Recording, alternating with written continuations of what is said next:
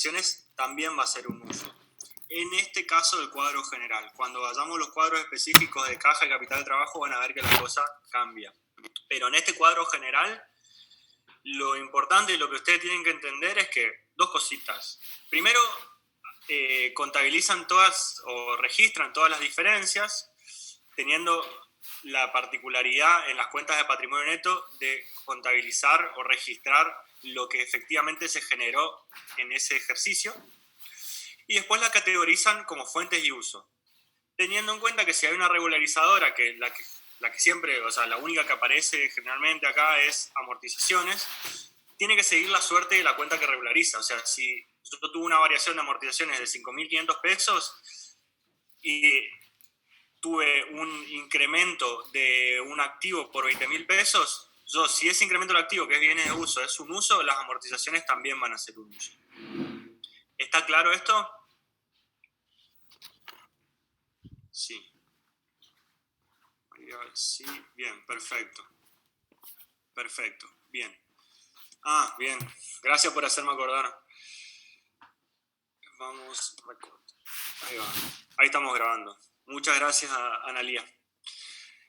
Bien, entonces con esto cerramos lo que es el cuadro de fuente de uso de fondo general, ¿sí? Como bien decíamos, nosotros analizábamos acá, si le piden algún análisis sobre este cuadro, nosotros podemos ver que en las variaciones patrimoniales que tuvimos durante el ejercicio, hubo una serie de cuentas que nos generaron recursos financieros, puede llamarse bienes de cambio, que tuvimos una disminución de nuestro stock, por eso vamos a tener más recursos financieros. Tuvimos el incremento de algunos pasivos, lo cual también me genera recursos financieros. Tuvimos resultado del ejercicio. Y a su vez tuvimos usos. ¿A dónde dirigimos esos recursos financieros? Y bueno, tuvimos un incremento de caja, tuvimos un incremento del financiamiento que dan nuestros clientes por incrementar nuestras cuentas por cobrar. Tuvimos, bueno, incrementos también en los activos fijos, los bienes de uso, y tuvimos cancelaciones de pasivo y retiro de socios. O sea, concretamente esto me dice qué me generó recursos financieros y los usos me dicen a dónde los fui dirigiendo, ¿sí? Eso es el análisis que podemos hacer del estado de fuente de uso de fondo general. Ahora, también en el enunciado muchas veces se pide que hagamos el estado de fuente de uso de fondos con relación a caja y con relación a capital de trabajo. Vamos primero con el estado de fuente de uso de fondos con relación a caja. ¿Qué hacemos en el estado de fuente de uso de fondos con relación a caja? Primero, cargamos lo que es caja al inicio, ¿sí? ¿Por qué? Porque esto tiene que... tenemos que llegar a caja al cierre haciendo caja al inicio más fuentes menos usos igual a caja al cierre. Ahora, ¿qué fuentes y qué usos voy a contemplar? Todas las que no sean caja. Es decir, considero todos los movimientos patrimoniales que yo haya tenido que no sean caja, concretamente. Es así que, bueno, me pongo a revisar todas las fuentes que tengo, veo que tengo estado de resultados, y acá viene la segunda particularidad de los estados de fuente de uso de fondos específicos. La segunda particularidad es que amortizaciones siempre va a ser una fuente. Cuando yo hago estos cuadros que son con un perfil financiero, las amortizaciones siempre van a implicar una fuente de recursos financieros. ¿Por qué? Porque son gastos no erogables. O sea, es un gasto que yo estoy tomando, pero que no me implica salida de plata. Entonces, indirectamente, me va a estar generando recursos financieros, va a ser una fuente, ¿sí? Entonces, grábense esto como una particularidad de los estados de fuente de uso de fondos específicos. Amortizaciones siempre va a ser una fuente, ¿sí? ¿Por qué valor? Por las amortizaciones acumuladas que hayamos tenido durante el ejercicio, ¿sí? Si nosotros vemos que los 24.500 pesos coinciden con los 24.500 pesos que cargamos en nuestro estado de resultado. ¿Hasta acá se me entiende? ¿Hasta acá se entiende? Sí. Daniela Sandy dice sí. Puede repetir. Bien. Vamos de vuelta. Lo de las amortizaciones. Perfecto. ¿Se acuerdan que nosotros cuando hablábamos del estado de fuente de uso de fondos general, decíamos que las amortizaciones, que es esto, ¿sí? Decíamos que las amortizaciones teníamos que cargarla por la diferencia entre el saldo de la cuenta de un año y el saldo de la cuenta del otro año, y siempre acompañando la suerte de la cuenta que regularizaba. En este caso, como amortizaciones regulariza a bienes de uso, seguía la suerte de bienes de uso. Si bienes de uso es un uso, pues amortizaciones va a ser un uso también en el cuadro de fuente de uso de fondos general. Cosa que cambia cuando hacemos los cuadros de fuente de uso de fondos específicos, donde amortizaciones va a ser siempre una fuente, ¿sí? Siempre va a ser una fuente que a mí me genera recursos financieros. ¿Y por qué cuantía voy a considerar esa fuente? A diferencia del estado de fuente de uso de fondos general, donde yo consideraba solamente la variación de las cuentas interanuales, por así decirlo, acá voy a considerar por el monto que tomé en el estado de resultado. O sea, concretamente, en el estado de fuente de uso de fondos específicos, que son caja y capital de trabajo, amortizaciones va a ser siempre una fuente. ¿Y por qué monto? Por el monto que figura en el estado de resultado. No sé si se entendió, Javier. Perfecto. Bien. Otra particularidad que tenemos, a diferencia del estado de fuente de uso general, es el saldo que vamos a poner en bienes de uso, ¿sí? En bienes de uso, yo todas estas cosas igual se las voy dejando como comentarios para que por ahí si queda algo, creen que me entienden y me entendieron mal, cuando lo revisen en su casa lo tengan. En este caso, lo que es bienes de uso va a ir siempre cargado por la variación real que tuvieron los bienes de uso, la variación real que tuvo el saldo de la cuenta de bienes de uso durante mi ejercicio proyectado. Concretamente, sumando el valor de origen de los bienes que incorporé y restando el valor residual de los bienes de usos que vendí. O sea, en este caso concreto va a ser la variación ¿cuánto variaron mis bienes de uso? Si yo compré un bien de uso, y va a ser el incremento del valor de origen. O sea, voy a cuantificar el incremento por el valor de origen del bien de uso que compré. Y si yo vendí un bien de uso, tengo que dar de baja, o tengo que disminuir, tengo que considerarlo en ese caso como una disminución de activo, por el valor residual del bien de uso que vendí. O sea, en ese caso va a ser si yo solamente vendí, va a ser una fuente. ¿Cómo voy a cuantificar esa fuente? De acuerdo al valor residual del bien de uso que vendí. Si yo solo compré, va a ser un uso. ¿Cómo voy a cuantificar ese uso? De acuerdo al valor de origen del bien que estoy comprando. En este caso, que compramos y que vendimos bienes, tengo que contemplar las dos cosas. O sea, pongámoslo así en estos términos. Tengo incremento de bienes de usos. Yo voy a tener el valor de origen del bien que compré. Esta, según el enunciado, es de 70.000 pesos. ¿Sí? Después voy a tener disminuciones de bienes de uso. Buenos Aires puse arriba, perdón. Bienes de uso, ¿sí? Disminuciones de bienes de uso, ¿qué va a ser? El valor residual del bien que vendí. Como sabíamos, el valor residual era de 20.000 pesos. ¿Por qué? Porque teníamos un valor de origen de 50.000 pesos de ese bien de uso que vendí y teníamos amortizaciones acumuladas de 30.000 pesos. Por ende, el valor residual del bien de uso que vendí va a ser de 20.000 pesos. ¿Cómo yo sé entonces que mi cuenta de bienes de uso va a ser una fuente o va a ser un uso? Y bueno, hago el valor de origen del bien que compré menos el valor de origen, menos el valor residual del bien que vendí, perdón, y veo que mi cuenta incrementó en 50.000 pesos. Pues entonces, bienes de uso en este caso va a ser un uso por un monto de 50.000 pesos. ¿Se entendió esto?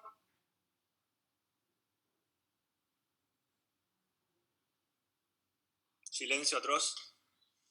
Sí, sí, perfecto. Bien, ahí los leo. Perfecto, entonces, repasando antes de pasar a capital de trabajo, para dar un pantallazo general de lo que es el estado de fuente de uso de fondos con relación a caja, lo que tengo que hacer es partir de caja al inicio, sumar todas las fuentes, que son las mismas fuentes que yo consideré en el estado de fuente de uso de fondos general, teniendo solo una particularidad, que son las amortizaciones. Las amortizaciones siempre va a ser una fuente en los cuadros de fuente de uso de fondos específicos y la voy a cuantificar por el monto que tengo cargado en el estado de resultado, ¿sí? Cargo a su vez también todos los usos que cargué en el cuadro general y también tengo que tener en cuenta ¿Cómo cargo bienes de uso? Bienes de uso va a ser una cuenta particular que lo voy a calcular como fuente o como uso de acuerdo a si yo vendí o compré. Si yo compré, quiere decir que incrementé mi activo, va a ser un uso. ¿Cómo tengo que cuantificar ese uso? Por el valor de origen que yo compré. Si yo vendí, quiere decir que disminuyó mi activo, va a ser una fuente. ¿Por qué valor cuantifico la fuente? Por el valor residual del bien que vendí. Y si yo hice las dos cosas, como en este caso, compré y vendí, pues contrasto el valor de origen del bien que compré, ¿sí?, menos el valor residual del bien que vendí, para llegar al saldo, por así decirlo. Ese saldo en este caso va a ser un uso. Lo pongo en signo positivo para que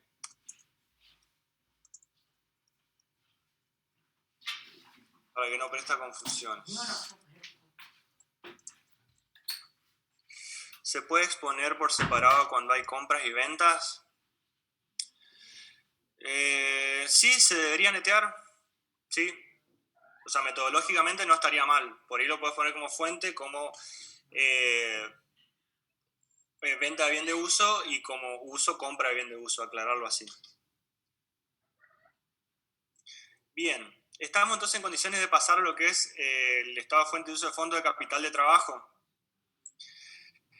El estado de fuente de uso de fondo de capital de trabajo es muy similar al de caja, o sea, es parte de los estados de fuente de uso de fondo específicos, donde yo, a diferencia del de caja, que voy a arrancar de caja al inicio, donde hago caja al inicio más fuente menos uso igual a caja al cierre, en el cuadro de capital de trabajo yo voy a considerar el capital de trabajo al inicio y el capital de trabajo al cierre.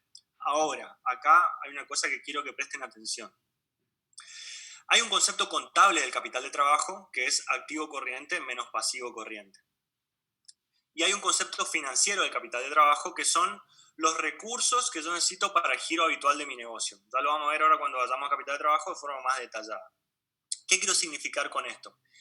En este caso puntual, el concepto contable de capital de trabajo y el concepto financiero de capital de trabajo son iguales. ¿Por qué? Porque no tengo cuentas de activo o pasivo corrientes que no hagan a mi giro habitual del negocio. O sea, si yo analizo las cuentas de activo corriente que tengo caja y banco, tengo cuentas por cobrar, tengo bienes de cambio. Todo hace al giro habitual de mi negocio. Y si yo analizo mi pasivo corriente, tengo deudas bancarias, deudas fiscales, deudas comerciales, deudas con acreedores. Todo hace al giro habitual de mi negocio. ¿Qué podría pasar acá eventualmente? Que nosotros, no sé, por algún excedente de fondo que tuvimos, decidimos hacer un plazo fijo, ¿sí?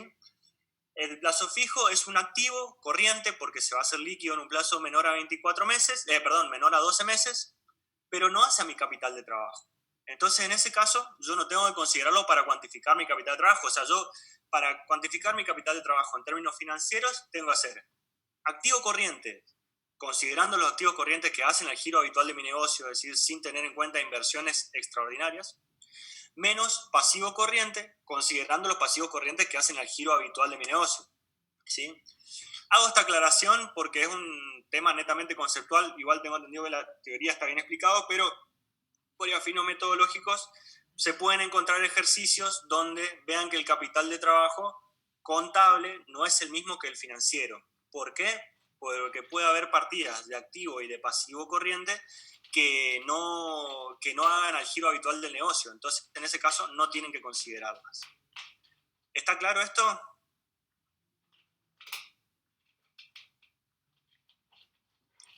María Valeria, sí. Bien, entiendo que por ahí son conceptos contables y el grueso del curso somos licenciados, entonces por ahí hago hincapié en esto. Si por ahí surge después una duda, me avisa en la próxima clase, lo reveemos o armamos algún documento explicativo como para que quede más claro. Pero bueno, lo importante ahora es que tenemos que avanzar con el estado de fuente y uso de fondos, base a capital de trabajo. En este caso, cuantificamos el capital de trabajo haciendo activo menos pasivo corriente, dado que todos mis activos y mis pasivos corrientes hacen el giro habitual del negocio. Y después lo que hago es sumar todas las fuentes y restar todos los usos que no hagan a mi capital de trabajo. O sea, si quieren como un primer filtro, vean todas las fuentes y todos los usos que sean no corrientes, ¿sí? ¿Qué tengo como no corriente? Resultado del ejercicio, amortizaciones, bienes de uso, deuda bancaria no corriente, retiro de socios, ¿sí? Y teniendo las mismas, y otra cosa más. Si yo, como lo que decía recién, llego a tener alguna cuenta de activo corriente que no haga mi capital de trabajo, no la tengo que considerar en el cálculo del capital de trabajo, acá cuando lo cuantifico, pero sí la tengo que categorizar como fuente o como uso, ¿sí? Después, bueno, cuando cargamos las fuentes y los usos, tomamos las mismas consideraciones que tomamos para el estado de fuente y uso de fondos con base a caja. Es decir, amortizaciones va a ser siempre, grábense esto, para estos dos estados de fuente y uso de fondos, caja, capital de trabajo, amortizaciones va a ser siempre una fuente, cuantificada de acuerdo a su valor en el estado de resultado. Y con relación a los bienes de uso, tenemos que tener en cuenta las mismas consideraciones que hablábamos antes. Si compramos un bien de uso, va a ser un uso por el valor de origen del bien que compramos. Si vendimos, va a ser una fuente por el valor residual del bien que vendimos, ¿sí? En este caso, como tenemos las dos, contrastamos y lo ponemos como bienes de uso como un uso. Si lo quieren hacer por separado, también está bien. ¿Alguna duda con esto? Con esto concluiríamos lo que es el estado de situación de fuente de uso de fondo con base a caja y capital de trabajo. Una aclaración antes de avanzar con las dudas. ¿Cómo leo yo esto? Si yo digo caja, yo empecé con caja por 5.018 pesos, ¿sí? Después tuve movimientos que incrementaron mi caja por 79.422 pesos y tuve movimientos que disminuyeron mi caja por 79.138. De la diferencia de la fuente y los usos surge la variación de la caja, que caja al inicio más la variación me tiene que dar caja al cierre. Si yo veo este valor, 5.302, y voy a mi estado de situación patrimonial proyectado, vemos que coincide con el saldo de caja al cierre. Y lo mismo con el capital de trabajo. ¿Alguna duda con esto?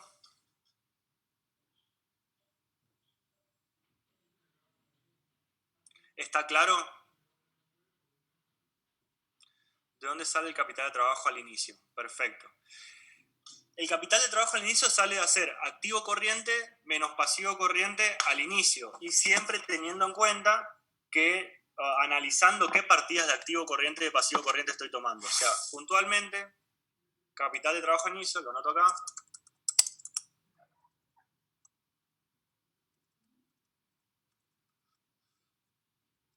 Surge de hacer caja al inicio.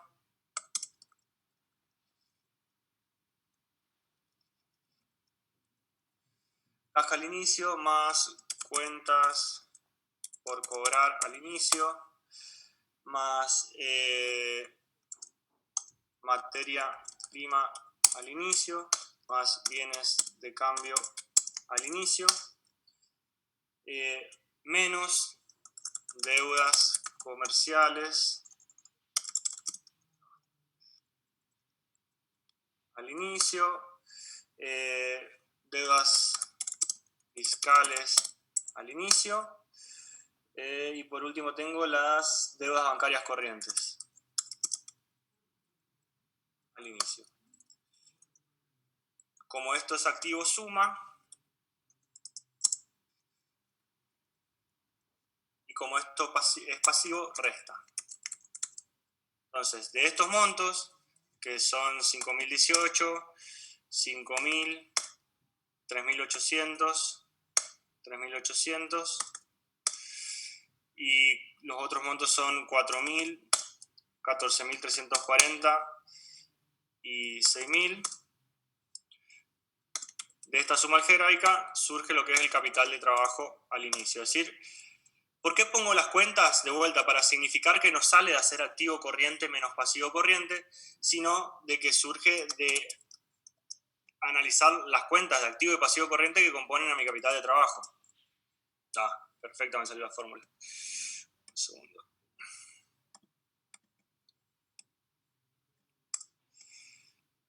Bien, ahí vemos que coincide con lo que es capital de trabajo al inicio. ¿Joana se entendió?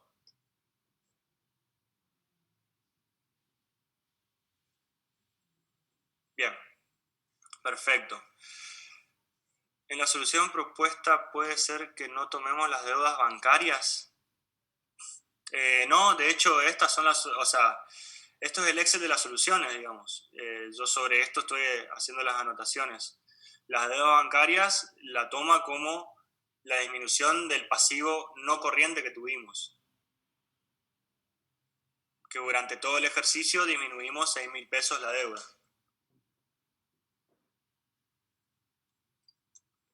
Porque en la solución de Word no aparece esto.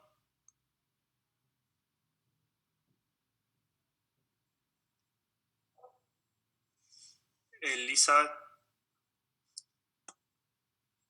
Bueno, concretamente sí, las deudas bancarias se toman, digamos. Si ustedes ven alguna solución donde no se toma, por favor, mándenmelo a mi correo y lo analizamos. Bien. ¿Alguna otra duda con esto? Me quedé con la palabra deuda. ¿Alguna duda? Bien, profe, gracias. Luego me fijo bien. Perfecto. Bien. ¿Podemos pasar a lo que es capital de trabajo? ¿Les parece? Si queda alguna duda o si surge algo, la próxima clase retomamos, por así decirlo. Bien. Pasamos entonces a lo que es capital de trabajo. Vamos a cambiar. 2020, capital de trabajo. Y vamos con las soluciones de los ejercicios del 3 al 5.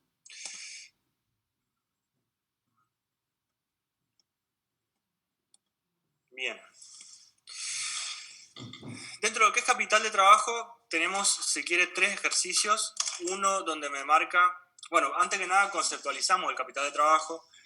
El capital de trabajo son los, como dije hace un ratito, los recursos que la empresa necesita para el giro habitual de su negocio. O sea, háganse de cuenta que ustedes tienen una fábrica con todos los activos fijos necesarios, con el galpón, con las máquinas, con la playa para el stock, con todos los activos fijos que necesitan. Ahora, ¿cuánta plata ustedes le tienen que poner a eso para que empiece a funcionar? Es importante determinar eso. El capital de trabajo es un concepto financiero. Yo, para que esa fábrica empiece a funcionar, y voy a tener que tener plata para pagar seguramente los primeros meses de los sueldos, para comprar los primeros stocks de materia prima. Si yo quiero financiar a mi cliente, bueno, para aguantar el tiempo que va a pasar hasta que mi cliente me pague y pagar mis costos fijos. O sea, yo voy a tener, en ese caso, un capital de trabajo inicial. Es decir, yo tengo que tener recursos financieros para poder utilizar mi estructura, mis activos fijos y poder hacer mi negocio. Es una primera concepción de capital de trabajo inicial. Siempre recuerden, capital de trabajo en finanzas de empresa es un concepto financiero. ¿Cuánta plata yo necesito inyectarle a mi negocio para que gire a un nivel determinado de actividad? ¿Y por qué digo esto de un nivel determinado de actividad? Porque si eventualmente yo quiero duplicar el nivel de actividad de mi fábrica, una vez que la fábrica está funcionando, yo quiero, no sé, háganse cuenta que como el ejercicio anterior era una fábrica de alfajores, yo quiero pasar de 50.000 cajas a 100.000 cajas de alfajores por mes, por así decirlo. Y yo seguramente voy a tener que inyectar más dinero a mi negocio porque voy a tener que incrementar la compra de materia prima, voy a tener que incrementar las horas hombres trabajadas, voy a tener que, no sé, eventualmente pagar más impuestos hasta que se dé mi ciclo de que yo transforme materia prima en producto terminado, lo vendo y lo cobro. O sea, recuerden esto, o sea, el capital de trabajo implica la inyección financiera que yo le tengo que dar a mi negocio, tanto para que empiece a funcionar como para que incremente su nivel de actividad, ¿sí? De todos modos, esto es una mínima introducción para que sepamos de qué estamos hablando. Hay un montón de material en el aula virtual con relación a capital de trabajo en teoría. Ahora, en lo que son los prácticos, nosotros acá vemos, si quiere, 3 métodos. Un método para una empresa industrial, que es el ejercicio 3, un método para una empresa comercial, que es el ejercicio 4, y el método 5, el ejercicio 5 para mí es el método más preciso porque es algo global, que determina el capital de trabajo por el déficit máximo acumulado. Vamos primero con el ejercicio 3, donde vemos el capital de trabajo para una empresa industrial, ¿sí? El ejercicio 3 justamente, bueno, pregunto, porque la idea justamente no es desarrollar los ejercicios, sino trabajar sobre sus dudas. ¿Pudieron ver la resolución del ejercicio? ¿Alguien tiene alguna duda concreta? Yo tengo algunas cuestiones que me interesaría resaltarles, digamos, pero si alguien tiene algo como para empezar. Bien. Por el momento entiendo que no, o entiendo que se me cayó internet. No. Una, dice Joana Escobar, dice una, perfecto. ¿Querés que te habilite el micrófono, Joana?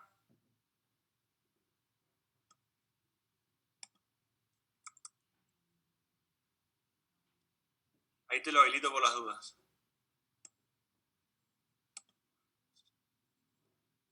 Profe, ¿me escucha? Sí, ahí escucho.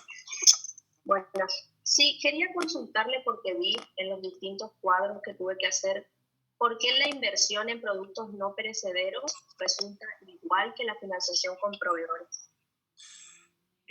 Buenísima la pregunta, porque en el mismo enunciado te dice que, o sea, los únicos productos que se financian son los no perecederos. A ver, déjame ver en qué parte lo dice. El estudio de mercado surge, política de stock, el estudio marca que quería hacer proceso de ventas, marca el chocolate de sabor sobre previsión. El estudio de mercado indica que está financiero por los el precio, política de stock, producto terminado. El estudio de mercado surge de las ventas. A ver, no estoy contando qué parte del enunciado lo dice. El estudio de mercado surge de las ventas de...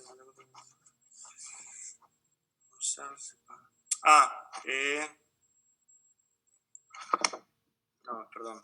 Vos, perdón, estaba viendo el ejercicio. Vos me hablás del ejercicio 4. Estaba viendo el enunciado del ejercicio 3.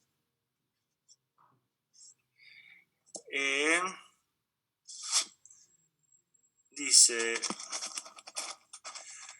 Ejercicio número 4. Dice: el propietario de un autoservicio de barrio está preocupado por el resultado que surge de los estados contables. Nos arroja los estados contables y nos da una serie de situaciones. Y después al final dice: los productos perecederos se compran cada 2 días y se pagan al contado.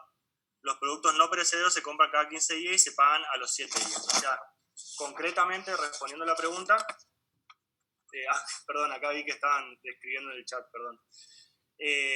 Concretamente eso, o sea, en el mismo enunciado te dice que vos solamente recibís financiamiento por los productos no perecederos. Por ende, son los únicos que contemplás para el cálculo del capital de trabajo. Muchas gracias por la pregunta, Joana. Sirve.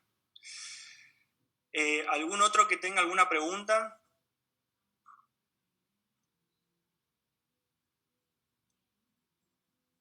Bien.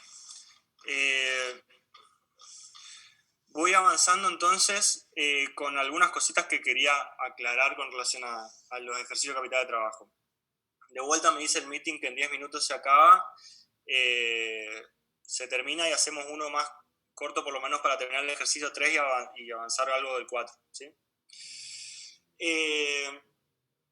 Bueno, como primer particularidad, al ser una empresa industrial, nosotros tenemos que considerar el cálculo de la inversión en capital de trabajo por factor de producción. Es decir, el cuadro que acá interesa, por así decirlo, es este, el que les estoy marcando acá, donde nosotros calculamos el capital de trabajo variable necesario. ¿Eso es todo mi capital de trabajo? No, porque también tengo un componente fijo, ¿sí?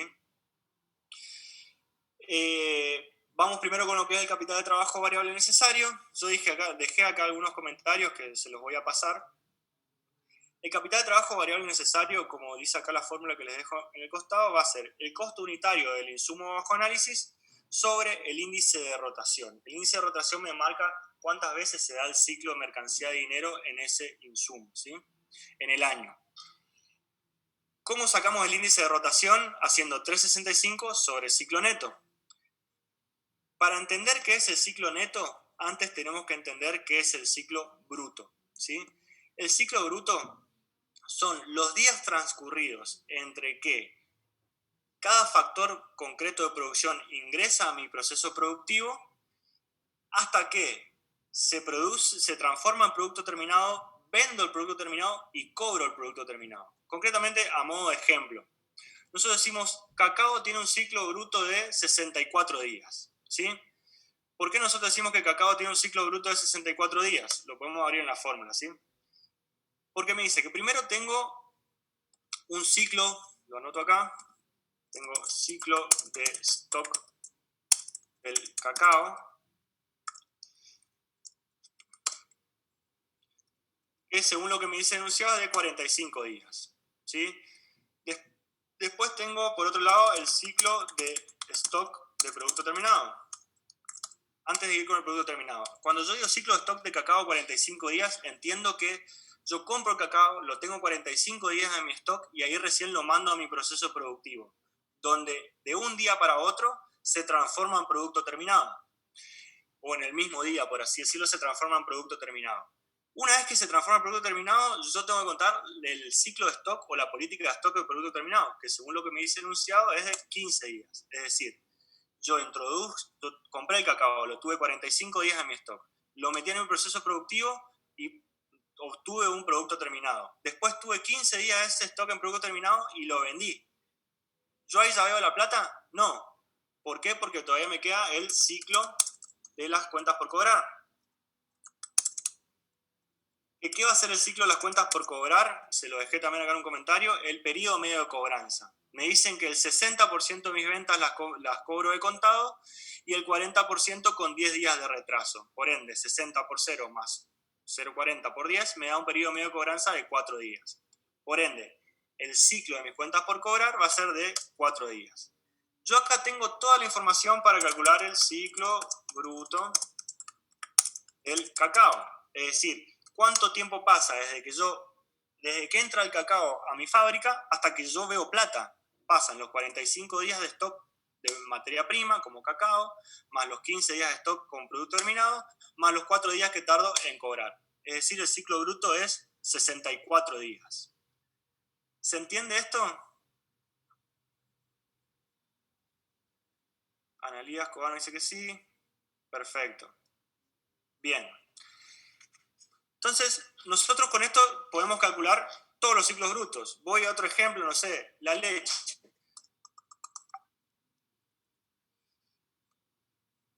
La leche me dice que tiene un ciclo de stock de 15 días, o sea, compro la leche, está 15 días en mi stock, pasa a ser producto terminado, después ahí está 15 días más como producto terminado y después 4 días más hasta que yo, o sea, 15 días más como producto terminado, ahí lo vendo y pasan 4 días más hasta que lo cobro. Es decir, el ciclo bruto de la leche va a ser igual a 34 días. Y así sucesivamente. Vamos a tener que ir analizando factor de producción por factor de producción, cuánto tiempo pasa desde que ingresa el proceso productivo hasta que yo veo plata. Hay algunas cuestiones que no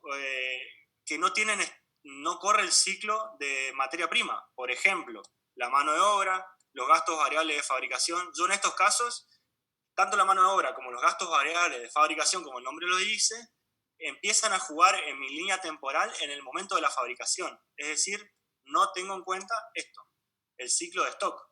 Solo tengo en cuenta el ciclo de stock de producto terminado y el ciclo de cuentas por cobrar. Así tengo el ciclo bruto de la mano de obra. ¿Sí? Y por último, una última aclaración con relación a las comisiones. Las comisiones tienen un ciclo bruto de 4 días porque las comisiones recién ingresan al proceso. Un segundo, voy con la pregunta.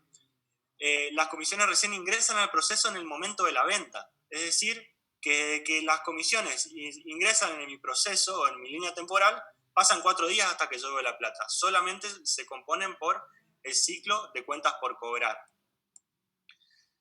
Profe, una pregunta acá de Mariana. ¿Cómo se calcula la mano de obra si se cobra a los 10 días del mes siguiente?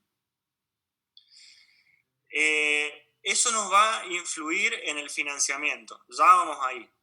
Por ahora no estamos hablando de financiamiento, sino que estamos hablando de ciclo bruto. Grábense el concepto de ciclo bruto, que es el tiempo que pasa desde que ese factor de producción interviene en mi proceso productivo hasta que yo veo la plata, ¿sí? En este caso todavía no estamos viendo el financiamiento. El financiamiento recién va a jugar cuando yo quiero calcular el ciclo neto. ¿Ciclo bruto sería lo mismo que ciclo operativo? No, o sea, el ciclo operativo es una parte de los ciclos. El ciclo de stock de producto terminado y el ciclo de stock de materia prima, por llamarlo de una forma genérica, hace a mi ciclo operativo. Esos dos ciclos son mi ciclo operativo. Después voy a tener mi ciclo de cuentas por cobrar, para llegar a mi ciclo bruto. ¿Me explico, Franco?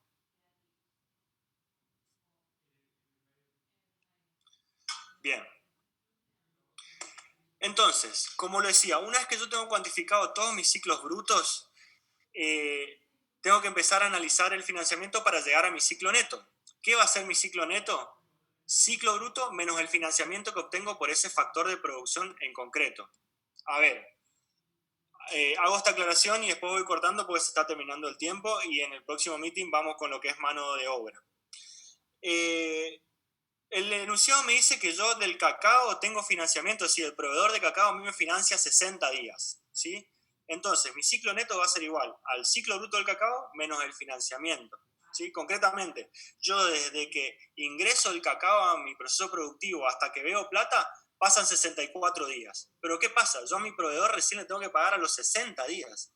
Quiere decir que el desfasaje que yo voy a tener solamente va a ser de 4 días, ¿sí?